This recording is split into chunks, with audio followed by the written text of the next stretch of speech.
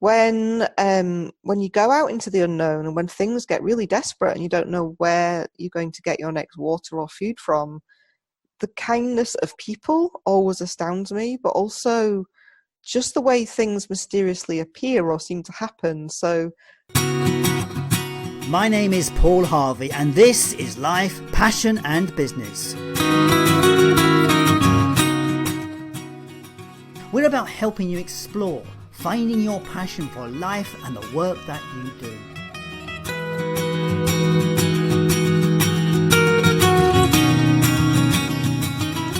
But it's so much more than that. It's about finding clues to the big life questions. What does it mean to be successful? What is the meaning of life?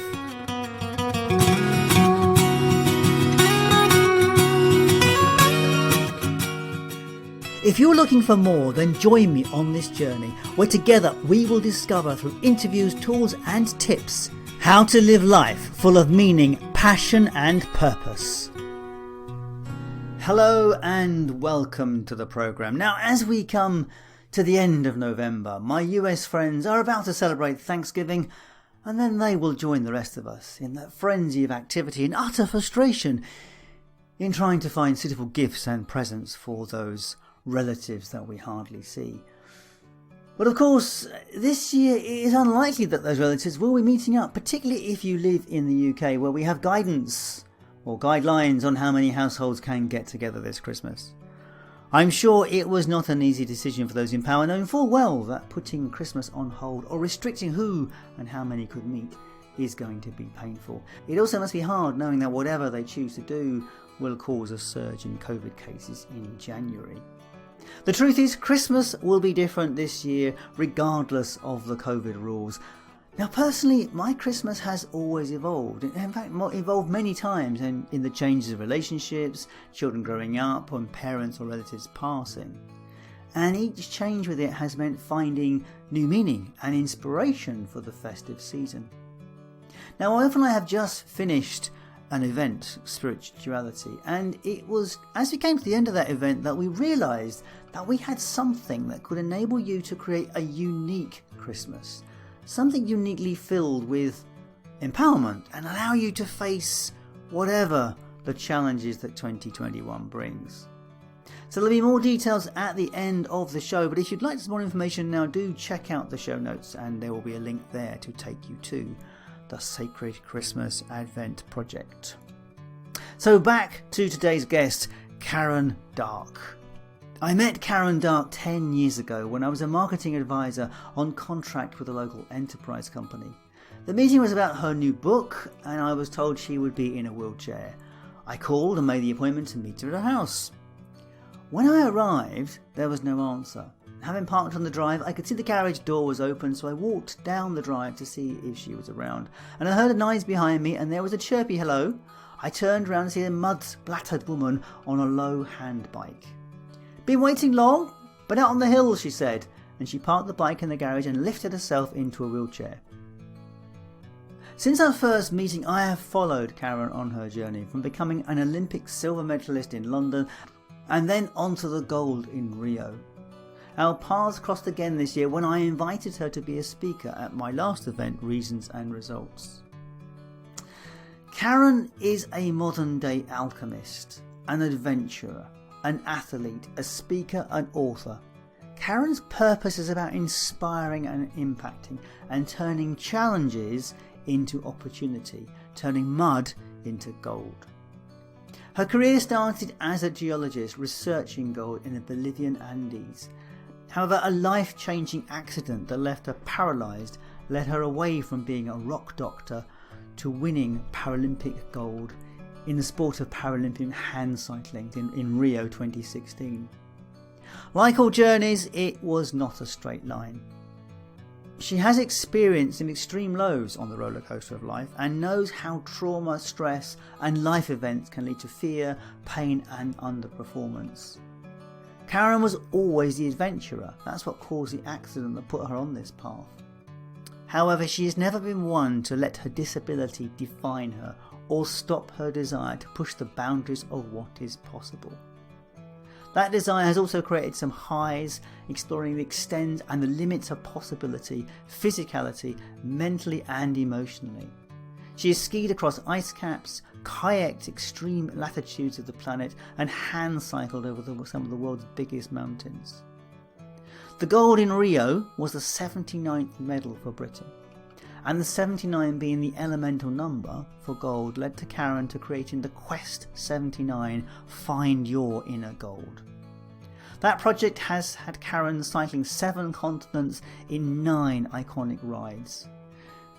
She's raised £79,000 for spinal injuries and is encouraging people to step out of their comfort zones and discover passion, purpose and ability, as in find their inner gold. Karen views life as an adventure. She embraces all these experiences as opportunities to learn and grow. I hope you enjoy the conversation with Karen Darke. Welcome to Life, Passion and Business. Today I am very excited to be with Karen Darke. Now she's an explorer, she's an adventurer, she's a Paralympian, she's a gold medalist, she's a mindset coach. She is actually a lot of things. And we're going to have to unpack a few of those. Welcome, Karen. Thank you for taking the time to be with me today. Hi, Paul. Thanks. I'm giggling at the different labels that we're trying out here. Well, I did ask, and you said try them all and see what happens. That's what we thought we would do. I'm happy to be all of those things. They all fit. Yeah. Well, that's true, and I think we are all many labels, aren't we? It's only when you actually go to a job somewhere you have to put down and decide what you actually are going to be. So yeah. Well, I remember once a number of years ago, I didn't really have a label anymore because I'd given up my job. I couldn't call myself a geologist anymore. And I just, when people asked me the question, I just said, I make good curries. But it's an interesting way to drop your identity and try on something new. It is, isn't it? It is. And yeah. But you are an adventurer, and I guess, you know, for my audience sake, let's kind of go on that. You're a Paralympian, so you had a life, and then you had a change of life because you were, as you said, you were a geologist. Do you want to give a synopsis of that story? Because I think obviously some people know it and some people won't. So yeah, well, I started out life studying geology and chemistry, and then went on and did a PhD in geology, looking at gold geology in South America in the Andes. I think it took me 3 years to actually never see any gold until I think I finally in the last week saw some under a super, super high powered microscope. And it's like, really? Is that gold? Okay. And then, yeah, for a while I worked as a geologist, but then realized that sitting in front of multiple computer screens all day wasn't for me in an office. And I kind of moved into learning and development, so coaching and mentoring and various aspects of learning. And then became self-employed, set up my own business doing those kinds of things, and then had a total switch into becoming a Paralympic hand cyclist for 10 years. So I was still doing the learning and development work alongside it, but yeah, the majority of my time was focused on, and still is actually, on cycling and getting to Paralympic Games. You were a geologist before you had a major accident, and then that kind of changed your life in terms of... Well, I was a geologist after that as well, actually. So my PhD was after I had my accident. So yes, I fell from a cliff in Scotland and broke my back. And so I'm paralysed from the chest down. But it did mean that the nature of the geology that I was studying changed quite a bit. Because I think my original idea was that I'd be, romping around far and distant mountains, actually looking at real rocks. But the reality became looking at lots of computer screens at kind of images of rocks instead. And it didn't quite fit with what I'd embarked on. So that's why I changed career paths after that. Yeah. Yeah. And so, I mean, this, we're about passion on this program, like where the passion sits in life. So at one stage you had a passion for rocks, and it must have changed. Well, I still have a passion for rocks. So being in mountains, and I think that's why I spend quite a lot of my time in Mallorca, not just for training on the bike, but just because I can really, really be outside so close to nature every day. There's lots of beautiful, very rocky mountains here that kind of plummet into the sea.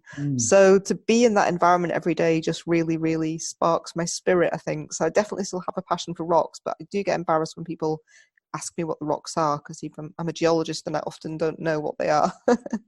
So, and clearly I've got a passion for cycling, because I've always said, I could never do something every day and try and do it to a high level if you're not really passionate about it. So I'm blessed that that movement that cycling gives me and that sense of freedom that it gives me, it has become a career for me.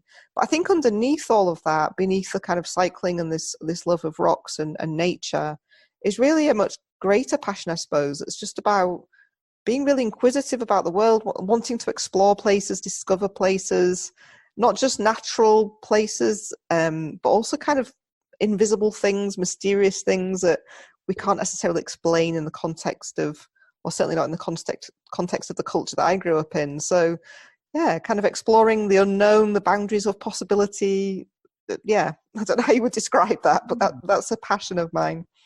Yeah, it's fascinating that you have the retained that passion for rocks and for mountains. I can understand it because they are very majestic spaces when you are in those places. And so, but what motivates you to travel as much that you do? Because I mean, you've probably hand cycled across every continent, haven't you?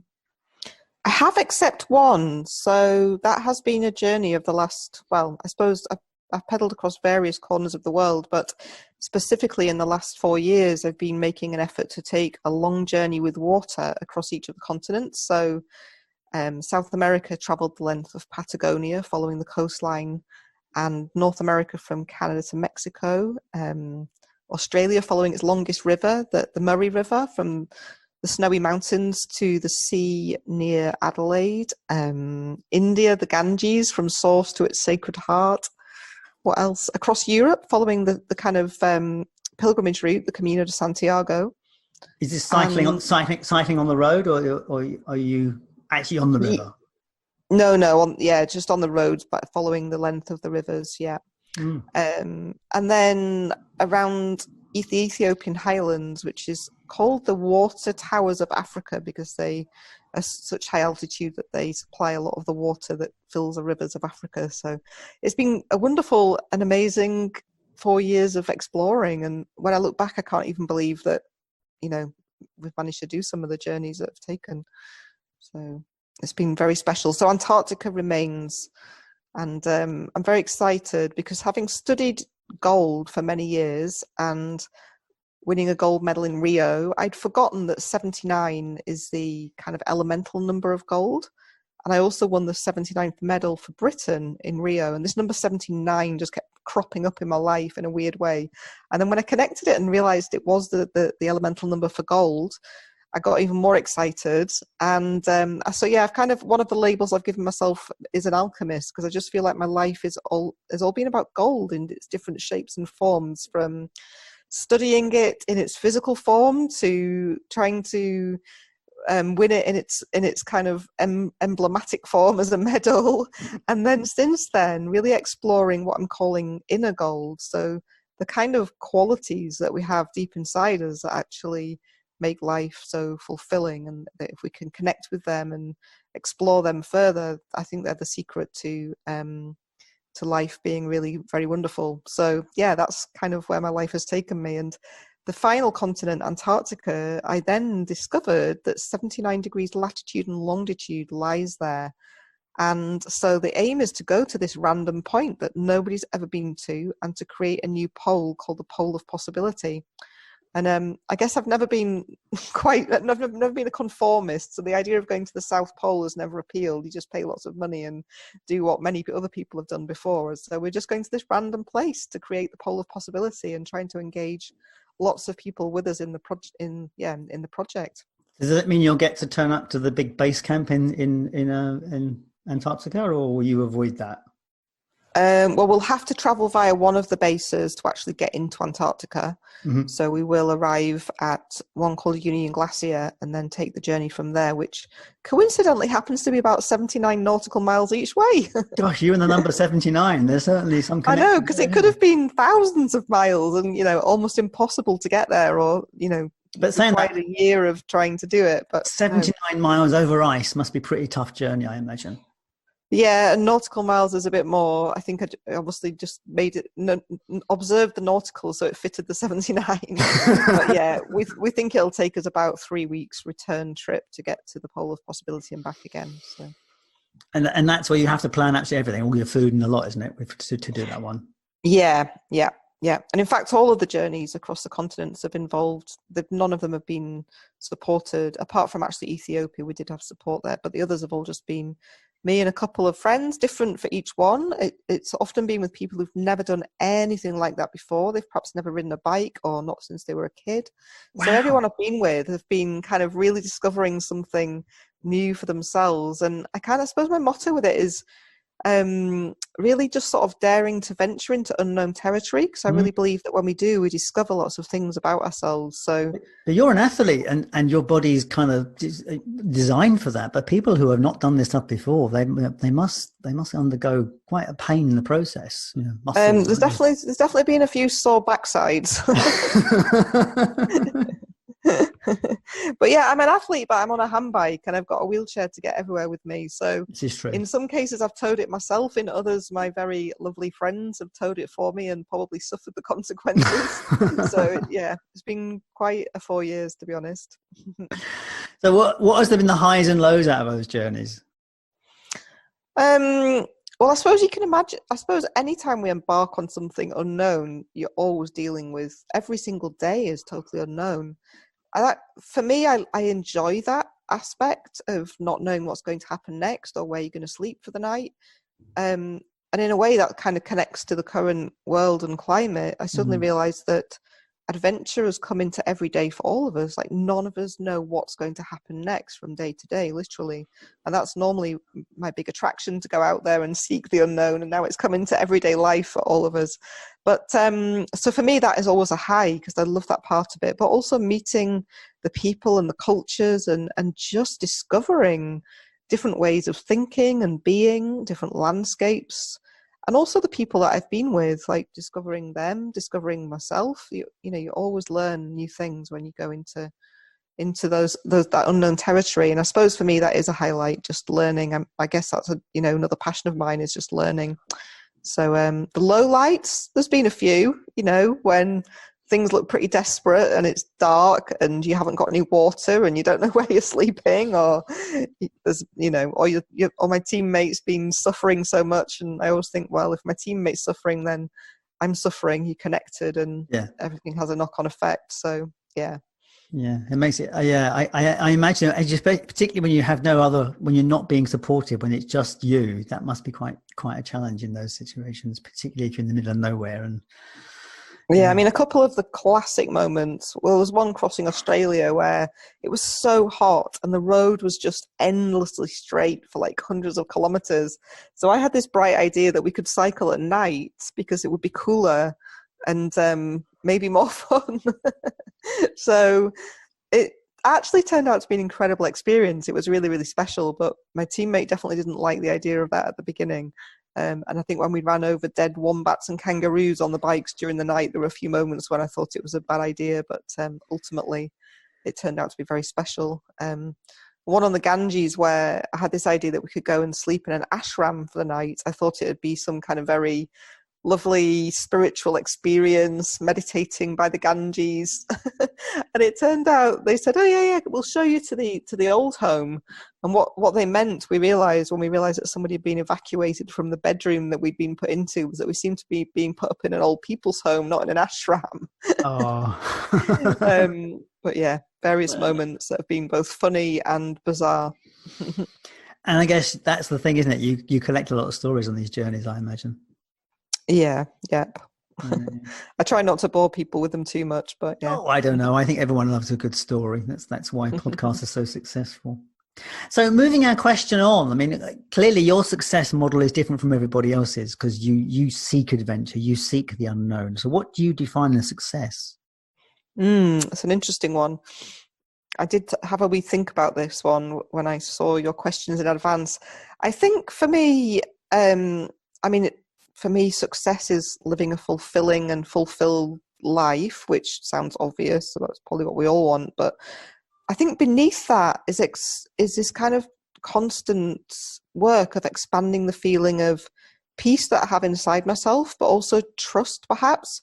Not just trust of myself, but of the world around, of the world that surrounds us. And I think I've slowly not slowly, but through the years of having adventures, realized that when you go out into the unknown and when things get really desperate and you don't know where you're going to get your next water or food from, the kindness of people always astounds me, but also just the way things mysteriously appear or seem to happen. So yeah, something about success for me means just trusting what is and accepting what is and trusting the process. It feels kind of like life holds us somehow, and if we can manage not to resist or fight that, then it feels like very special things unfold. But when we resist, or when I've resisted it or fought it in the past, it feels like things get difficult and that internal struggle really happens. So success for me is something about growing that sense of trust, and that brings that sense of peace with it. Does that make any sense? Yeah, it does. Yeah, it does. I mean, yeah, there is something unseen, isn't it? And it is the idea of being in the flow where things just kind of fall into place. Yeah. And so, yeah, when I live in the flow, it feels like everything is so much easier. And maybe that's what I mean by the inner gold, when we're connected with that sense of trust and peace and flow. And then when I get out of it for some reason, whether that's tiredness, stress, or just, old patterns that we're always trying to break, then sometimes it starts to feel difficult again. So, yeah, success for me is finding the way into that flow so that things can move as easily and seamlessly and wonderfully as possible. And yeah, for someone in your line of work, I think it's probably quite important. Yeah, well, we always talk about, in racing, you talk about getting into the flow or into the flow zone. And certainly there's times when you race where you just find that sweet spot where you don't notice what the hard work is, because clearly there is some hard work, but somehow you're beyond it. And then other times you go out and do a race or train and you just are so in the pain zone that it's just not enjoyable. And I guess it's a good metaphor for life, is just finding that flow spot as much as possible. Because you're in training now, aren't you, in terms of at this precise moment you're training? Yeah, so the Tokyo Paralympics was delayed, and I think because it was delayed, it's given me even more motivation to want to go there. So I'm like, come on, let's try. And of course it might not even happen. I think it's been stated that if things don't change for next summer and it's not seen as suitable to hold an Olympic Games, then it won't be rescheduled again. It'll just be cancelled. So I'm training for the unknown, but hopefully it will be able to happen. Gosh, that must be awful for the Japanese to have that decision to take. Yeah.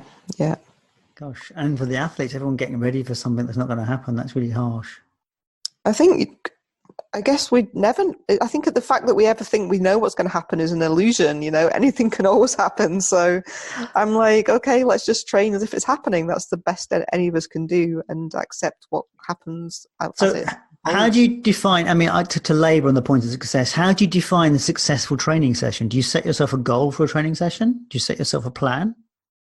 Yeah, so I have a training plan, and each day I go out and I know exactly what it is I'm trying to achieve that day. And some days the achievement is an easy ride to the coffee shop, and then other days it's something slightly more challenging, or a lot more challenging. So success for me is, doing what I set out to do that day. And sometimes it works, and sometimes you don't quite make the goal. But when I say make the goal, I always follow the plan, but you don't always perhaps have the strength that you hoped you would have, or you don't see the numbers that you hoped you would see in training. But I think part of it is then, part of what's made my journey with that easier, which is again a metaphor for life really, is accepting what is, coming back and going, well, I gave my best, I tried the best that I could today, and that's how it is. So there's nothing more. And of course, we can have a plan, can't we? But the body can say something else on that particular day. You may have not eaten right yesterday, or something could have changed something in the body, so it just won't actually be there for you that you need. So there's so many other things at play, and you can get accumulated fatigue, and that can have an impact. But clearly at the end of the day, when it comes to a Paralympic Games, you've got one day, one moment to pull out that race, and so you have to get quite good at trying to line everything up so that you can be in the best form possible for when you need it. Go on, for my listeners, I know you've told this story before for other things that I've done, but for my listeners, tell us the story of that gold medal, the one you didn't think you were going to win. I just think it's such an amazing story. Well, I wouldn't say I didn't think I was going to win it. I never had this kind of arrogant I'm going to win, because No. how can you? You never know. But But I everything had was this. against you, isn't it? Because you had injured yourself, so you couldn't train when you got there. Go on, you tell the story. I won't tell it for you. Yeah, correct. So just a few days before we left Britain to fly to Brazil, something went out in my shoulder, and I couldn't actually lift myself in and out of my wheelchair easily anymore. So by the time I got off the plane in Brazil, I think it was made worse by all that time just sitting there. I couldn't even push my wheelchair, couldn't get in and out of my bed in the Paralympic Village. I had to get the legs chopped off to make it lower. I was in the physio department every day with a huge ice pack on my shoulder and lots of physio work. Couldn't train, couldn't ride.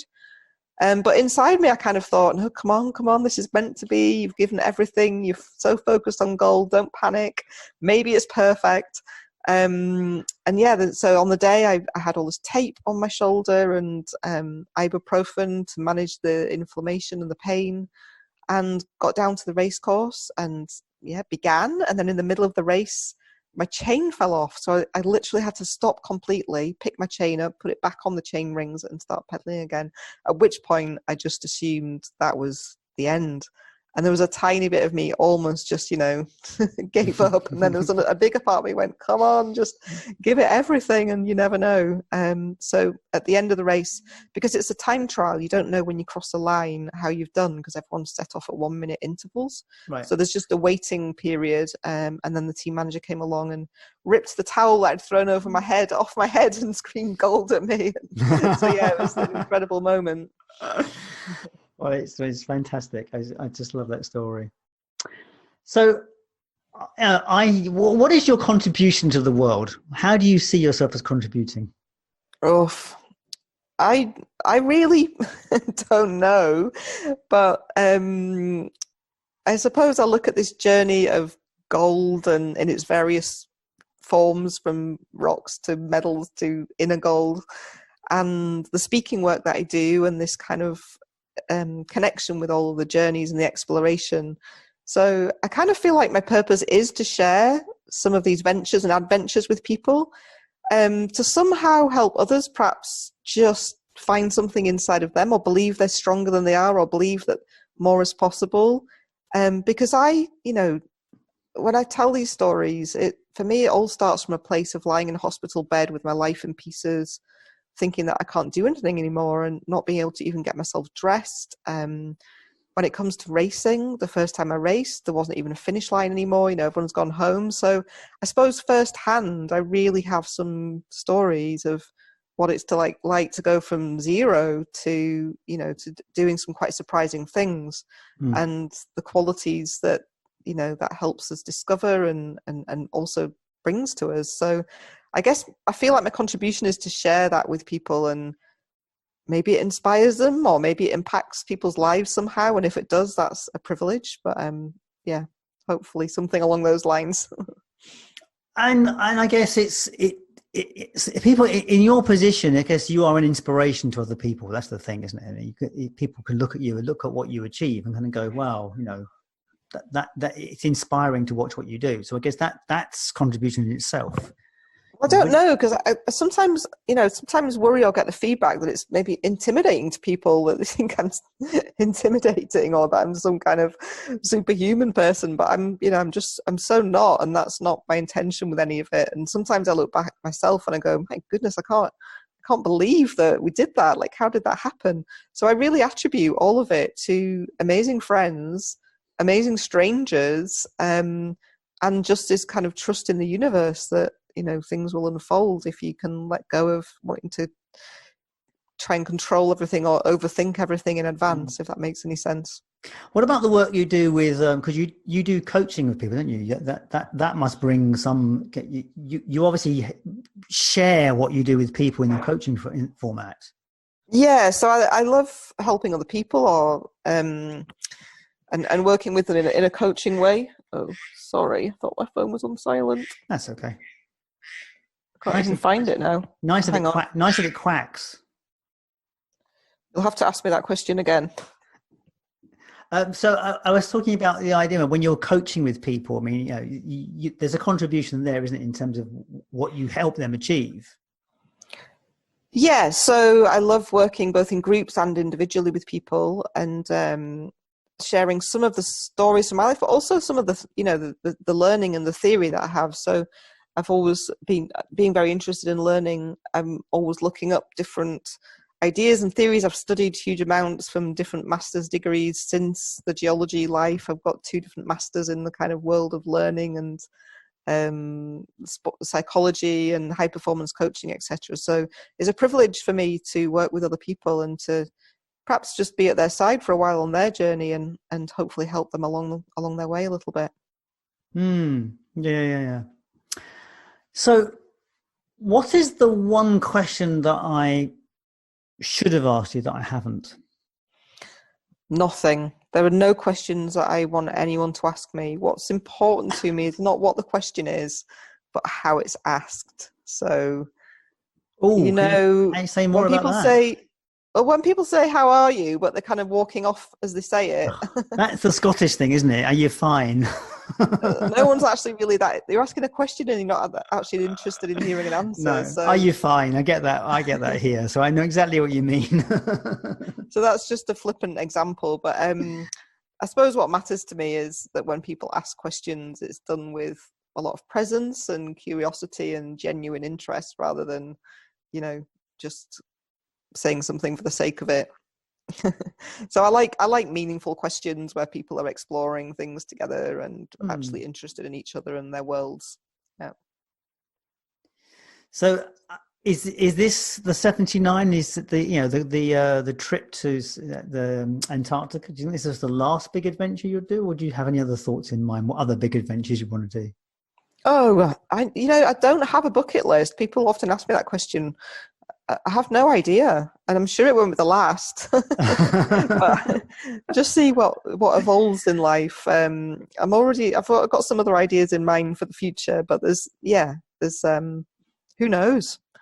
I'd definitely like to. I didn't actually realize until very recently that I'd forgotten that my dad's kind of saying when I was brought up was carpe diem. And I think my life, well, becoming paralyzed certainly taught me that as well. From a young age, we never know what's going to happen next. So I won't stop seizing the day until the day that I cease to be. So I'm sure that will involve many other adventures of various forms. I find it fascinating you say that. That is now on my wall of my office as I sit here looking at it, and it only went up at the weekend. So it's the first time anyone's ever said that to me. It's actually on my wall. It's quite interesting. What's that? Carpe diem? Carpe diem, yeah. Oh, really? Yeah.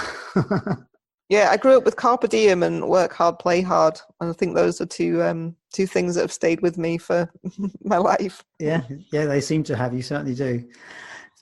So, if people want to get in touch with you or work with you anyway, what is it that who are you looking to connect with, and what do you offer? So, I've been running more and more online, surprisingly, courses. On different topics. So I've been doing some webinars on Find Your Inner Gold, which is a bit more about that ethereal inside stuff and how to connect with it. Also on something a bit more specific, so Train Your Brain, around changing habits of thinking, and particularly in relation to sport, but also for anybody. The lessons are exactly the same that can apply to life, and changing our way of thinking and approaching things so that we perhaps don't put ourselves into as much suffering as we might do otherwise. And when things allow and open up again, I'll be running some retreats on these kinds of things in Mallorca and possibly Scotland as well. So perfect. If you want to connect with me, my website, it's just my name, Karen with a K and Darke with an E on the end, karendarke.com. And the emails come directly to me. So, yeah. Lovely. Are you available on social channels at all? I am. Instagram, I'm at handbikedark. And I think Twitter, I'm at kdark. And Facebook, I can't remember. Probably Karen there Darke. Somewhere. They're all different. So all those links and things will be on the show notes and on the podcast page at Life, Passion and Business. So if anyone wants to look for those things, they can find them there. So we get to the final question. We need the big one, the big question that everyone has to answer for themselves in some way. What is the meaning of life for you? Well, it's a very, very short answer. Oh, gosh, all that build up. Well, ultimately, the meaning of life for me is to learn and grow, and I think to expand my consciousness. I'm not quite sure what that means exactly, but to kind of expand my sense of being connected with everything and everyone. Yeah. Yeah. Yeah, it's as good an answer as any. We all have to have our own answer, and it's not, and I can't say it's right or wrong. It's just an answer. Yeah, there we go. Well, thank you, Karen, for taking some time to be with me today. It's been an absolute joy to speak to you as always. So thank you. Thank you. And that was Life, Passion and Business with your host, Paul Harvey, and my guest, Karen Darke. If you'd like to connect with Karen through her website, you can find her at karendarke with an e.com, or on social media. She's on Twitter, Facebook, LinkedIn and Instagram. As you heard at the beginning of the podcast, we have been busy creating something for you. The question is, are you ready to create a new way of celebrating Christmas? Something that can be personal to you or shared with friends and family. Something sacred and special that adds meaning to your life throughout the year ahead. This doesn't have to be a Christian festival, although it will be overlaid over that festival. This is the sacred Christmas adventure. You see, Christmas doesn't have to be about frenzied shopping, overeating and blobbing out in front of the TV while watching meaningless reruns. How would you feel about Christmas if it were an annual opportunity to give thanks for the highs and lows of the year just gone, and reveal the wisdom so that you're prepared for whatever the year ahead throws at you? It all starts with the sharing of our family rituals, how we've put meaning into the Christmas story, and how you could create your own traditions to bring a deeper meaning to this festive season. Check out the link in the show notes or go to lifepassionandbusiness.com. All the best, and I'll catch you later.